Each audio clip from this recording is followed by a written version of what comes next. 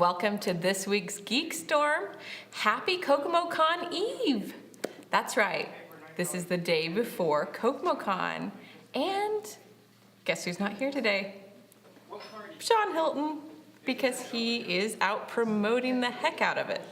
Today we have Mike Dukes, our awesome producer guy. When Mike and Sean are away, I will play. Alrighty. So, I don't know. You don't know? There's a lot of things going on this week in Kokomo. You may or may not hear this in time, but today, on Kokomo Con Eve, Kokomo is exploding with amazing events. Pepper was exploding! You may feel it, slight tremor. Yeah. Wasn't an earthquake. It was an amazing amount of events tonight. Something like that. So what do we got going on? Oh, we got tonight, right here in Pepper Whistle, they're celebrating their 1-year anniversary, which is a monumental thing. If you know anything about the food industry, they're awesome, and they keep getting more awesome. So in celebration of that, they are having a steampunk masquerade ball. I'm gonna be there. So steampunk, does that require gears, or can I just come in with a really bad villain's mustache and twirl it and go, You could do that, I guess. I'm doing it. All right, whatever. Look for me. Oh, that's like cemetery. What the, yeah. So, okay. Also, since it's Kokomo Con Eve, there is a comic Kokomo Con pre-show at Drake's Bar and Grill right here on Sycamore? West Sycamore. I don't know the address. I know Comics Cubed is 121 West Sycamore. It's Drake's is the next block up, right on the main square. Just get down the street and go like this. So that should be really awesome. And also for the over 21 crowd, or actually I believe it's over 18 crowd. I'm not sure. 21 to be safe, is a geek-themed burlesque show entitled Nerdgasm. Nerdgasm. Yes. Sounds dirty. It may be. We shall see. So those are some really cool geek-centric, awesome Kokomo events, because Kokomo is amazing like that. And we're geek-centric. Hey, I'm geek-centric. Are you not geek-centric? It depends on like what emphasis you put on the word. Yeah. So what, if I say More you're... geek, less centric. Okay. So anyway, on that weirdo note, we saw a movie this week. Yeah. Carrie... Well, that's the movie we saw. Yeah, we saw the movie Carrie. I was not impressed. As a horror movie, I think they dropped the ball. Okay. If you want more of a CW high school experience with some blood, Carrie's your movie. Okay. Well, so if you don't know, if you've never seen Carrie or heard of Carrie, it has been around since 1974, I believe. 74 or 76? 74. Okay. I Wikipedia'd it. Or I don't know. Maybe that's the book. We can check our facts later. Regardless, this is a different entity. Whatever. Yeah. So originally done by Stephen King. You know, it's always been kind of a staple of the horror movie genre. I mean, that's or not. I was horror, never a fan. Horror. Well, it's been around. It's been popular. Just because you're not a fan doesn't mean No. it's I mean, I popular. get that. It's just Okay. my main so- memory is Sissy Spacek covered in blood, and that's really about it. Yeah, and that's about all you're gonna remember from this movie. It was cast well, in my opinion. I did see an interesting thing today. I was getting images for this episode, and there was an early poster. Apparently, Julianne Moore was not the original mother. Jodie Foster was. Do you know who they wanted to originally cast as Carrie? Lindsay Lohan. That would have been so terrible. Entirely different kind of movie right there. So, yeah. There were some really good effects. There were a couple of really cool moments. But overall, if you're going, it's October. If you're going to see a horror movie, this is not it. No. You're not scared. And I get scared easily, so, and I was just like, whatever. Essentially, this is, if you're a comic book fan, this is another variation of the X-Men tale. You have someone coming into their powers. It goes awry because they don't know how to control them. The only difference is there's a bunch of pig blood. If you want to see a movie like this that's done better, I would strongly suggest you go see Josh Trank's Chronicle. Essentially the same tale, only you have 3 high school boys who, there's a meteorite that hits, they gain powers. You've got one loner, kind of outsider guy who goes a little ballistic. Same thing, just lack of pig's blood. Okay. Well, on a strange note about the movie, my children saw the preview, which maybe they shouldn't have, but they said, hey, they're ripping off Star Wars. She's just using the Force. So. That's kind of funny, actually. Yeah. Star Wars is everywhere. Yes. So, yay, nay. Do you have some weird Mike Harrison scale or anything like that? You want to make us do some math? No math involved. I would just say don't bother. Unless you're just really, really curious. Chloe Moritz is a great actress. Julianne Moore is a great actress. They both play their parts very, very well. But it's kind of a snooze fest, unless you're into teen dramas, which is largely what this was. Or if you want to sit around a lot of teenagers. I couldn't believe that a lot of those people that were in there even met the age requirements. And it was pretty packed for a Thursday night movie. Usually, I'll go to the movie and there's maybe 8 people on a really busy. But this was, I was impressed, pretty but you're right. It was full. teenage girl after teenage girl. And it was after meant teenage girl. for teenage girls, definitely.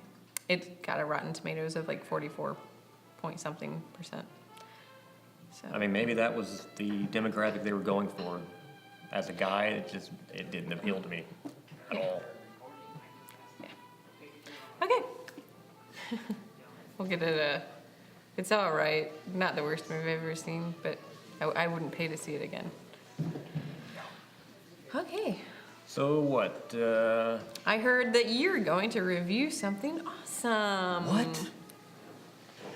Okay, you guys, if you've watched previous episodes, particularly our Gen Con episode, I made mention of the fact that I'm working on a sister show called GeekStorm Roundtable, where we're going to deal with role-playing games. We're going to play them, review them, see how the mechanics work, just kind of tear them apart. So I thought we'd kind of get that started a little bit today. I'm going to do a really quick review of Savage Worlds. Savage Worlds is a brainchild of Shane Lacey Hensley. It is a generic system in that you can do any genre of game imaginable, any matchup you can think of. If you want to do horror, it can do horror. If you want to do superheroes, it can do superheroes. You want to do Indiana Jones. The entire gamut, Savage Worlds has you covered. It's a really simple mechanic. You use the standard fantasy dice you're used to with something like Dungeons & Dragons.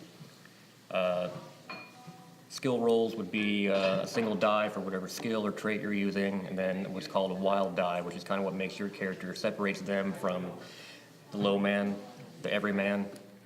You roll both dice, take the higher of the 2, and you're good to go. It's really simple, really fast. The tagline for the game is fast, furious, fun, and it lives up to that name.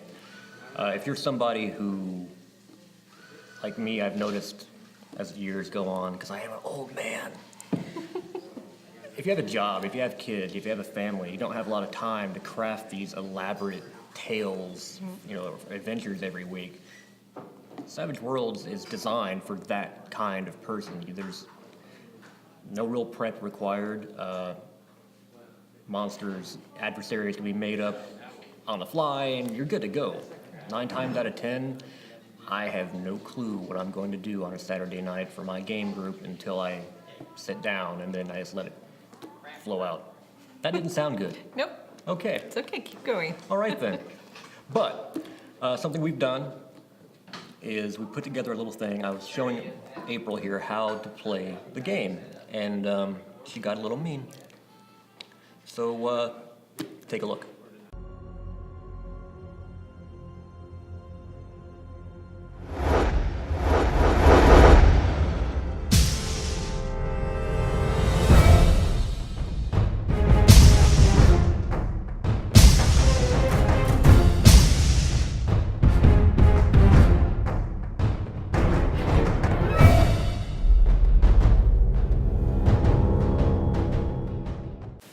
Okay, Savage Worlds is really, really easy. Like, say you wanted to shoot somebody. You're in the middle of the hallway and you see some guy, for whatever reason, you want to shoot him. Okay. You would take your shooting die, which is a die 10, but because you're a player character, you're what's called a wild card. So you also get to roll a die 6, which is called a wild die, and you take the higher of those two, whichever rolls higher. Okay. Well, what if I wanted to shoot you in the head? You want to shoot me in the head. Yeah, why not? Why not? Shooting in the head, okay. Okay. That's a kind of good question, I guess. Shooting in the head, it's a -4. So whatever you roll, you subtract 4 from whatever you roll. The difficulty to hit me is a 4. Okay. So you're going to have to roll at least an 8 Okay. to hit me in the head. All right. So I go ahead and roll now? Mhm. Okay. So the wild card. That's your wild die. and the 10. And the die 10. Okay. All right. Roll, take the higher of the... And a 10 is good? Good? Whenever you roll, yeah, that's great. Whenever you roll the maximum on whatever die it is, a 10 on a die 10 in this case, it's called an ace. It's Okay. a good thing. So you'll take that 10, but then you'll get to roll that die again and add whatever you get to the first 10. As long as you Okay. keep rolling aces, you can keep adding them all together and do really, really Okay. well. And I just rolled the 10. Yeah, just Okay. that. Is that another ace? That's another 10, that's another ace. Yep. That's awesome. Yeah, that's great. Shoot me in the head. All right, so rolling again.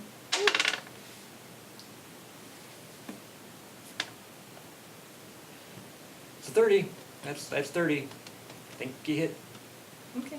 But and then that's good, right? Like the more points, right? Yeah, yep. Okay. And You can, I get to roll again? yep, as long as you keep acing. Okay. Okay, a 4. Okay.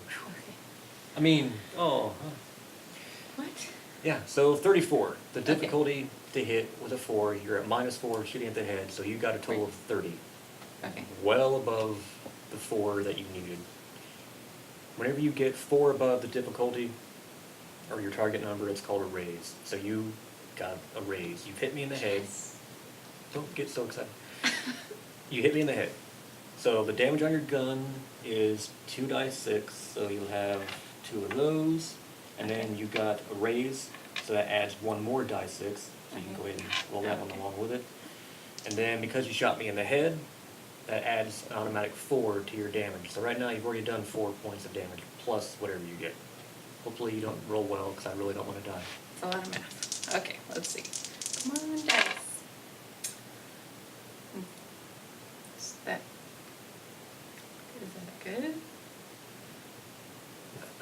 Like I said, if you roll the maximum on a die, that's an ace, so that's 3. These are all sixes? Yeah, so that's Okay. 18, 20, yeah, 22 already you've done. All right, on all 3 of them. Roll Yep. them again. As Okay. long as they all 8, roll them all again. Whoops. Party foul. Okay.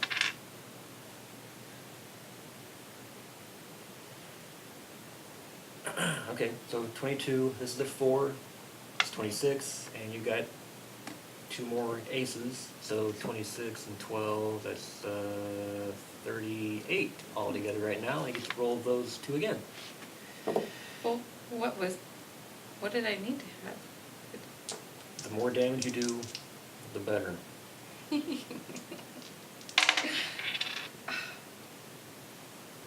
Okay, 32 and 5 is 37, and 4 more, that's 41 points of damage to my head. That is awesome. Oh, I'm such a lucky beginner. They're your dice. Yeah. So you come around the corner, you see me standing there. Apparently you draw a gun and blow my head off. Awesome. Congratulations. Thanks.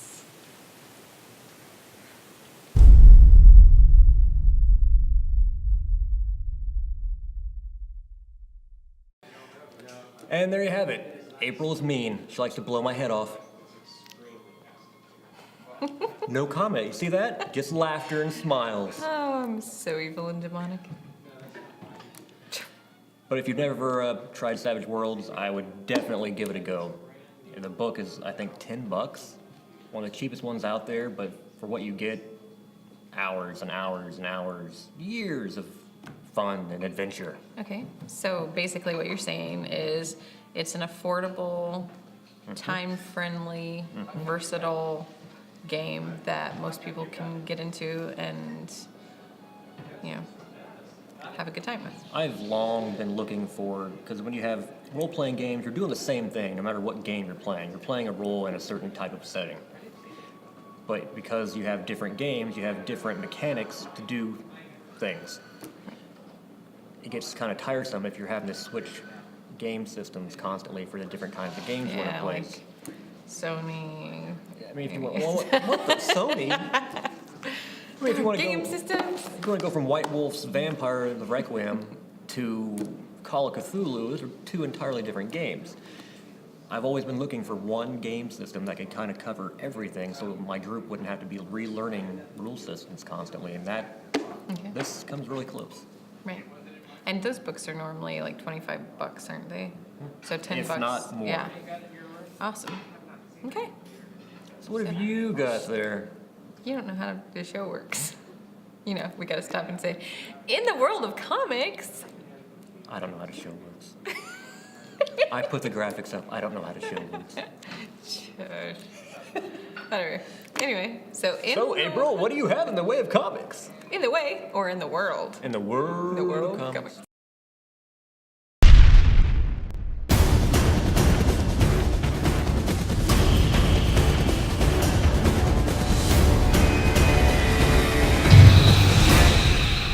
Okay.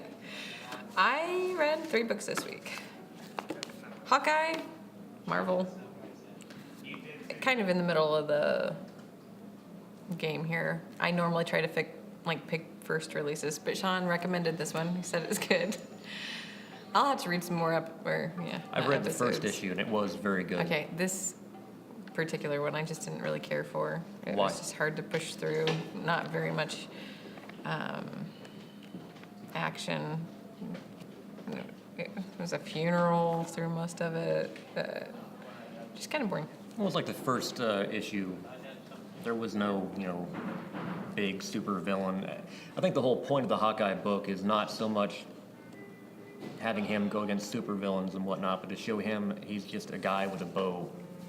And they've put him in this apartment down in New York, and he's kind of trying to live a normal life and can't really escape who he is. This is just a filler book, in my opinion. So, sorry, this number 13. You can read it if you want. But you're not going Might want to wait till suggest it. next week. Okay. So, I also picked up this Letter 44 by Oni. I want to call it Omnipress, but that's not what it is. No, it's Oni. Oni is Okay. a Japanese demon. Okay. But this was based in the real world. It's the president is being switched over. It's very much like there's a new president after the president's had 2 terms. Very relatable to current reality. Okay. And most of it is a briefing of the president, from the past president, how they give him the letter, the secret letter. Yeah. And he's learning about all the secret things that are going on. And the main thing is a space station I'm not entirely sure what's going on with the space station, other than there's some really jacked up stuff going on there. Definitely would love to read this again. This is one of those $1 #1 deals, so definitely got my money's worth there. The third one I read is an Image. It's called Reality Check. Is that the one you were telling me about I need to read? It is. This is pretty cool. It is based in reality. It's not a comic book just for the sake of being a comic book. It's a comic book about a comic book writer and his life of like how he comes up with characters and Now that by itself does not sound I interesting. know it doesn't sound interesting, but and then it shows you how his book is incorporated and like it's a Batman ripoff, which is ridiculous. Well, you gotta rip somebody off. Batman's not a bad choice. Yeah. The twist that makes it interesting is that something's going on that he is writing in the night, like he has no recollection of what he's written, Oh, but okay. suddenly and they're using like big name comic book names in this, and they're using like all real names. Like they mentioned that his guy is like a Batman ripoff, which it's like how are they using all that stuff? But anyway, it was entertaining. It was lighthearted. I liked it. So is it Check it more out, of Reality a Check. just narrative tale, not really an action piece? There's kind of some action. There's kind of some character background to pull you like in emotionally to the guy. You can just go to 121 West Sycamore and pick it up for yourself so you can see what the heck I'm talking about, because I'm so wonderful at doing comic book reviews. You are wonderful. So I feel so anyway, I have a question for you. okay. Okay, we were talking about Carrie earlier.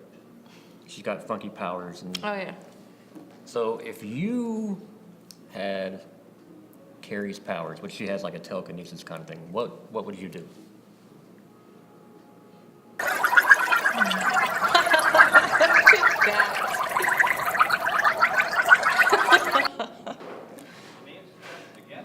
I don't know if I want to do the show with you again. Oh, I'm so maniacal. Yes, maniacal. That would be the word. So, So- do we have anything else? What are you doing in my chair? You're gonna ruin my maniacalness. Actually, she would be in your chair. What are you doing in my chair? I'm being evil. Oh. You get me and Harrison, so you decided to Wanna fake sit it here today? with me? So what are we talking about, guys? What's going on at GeekStorm?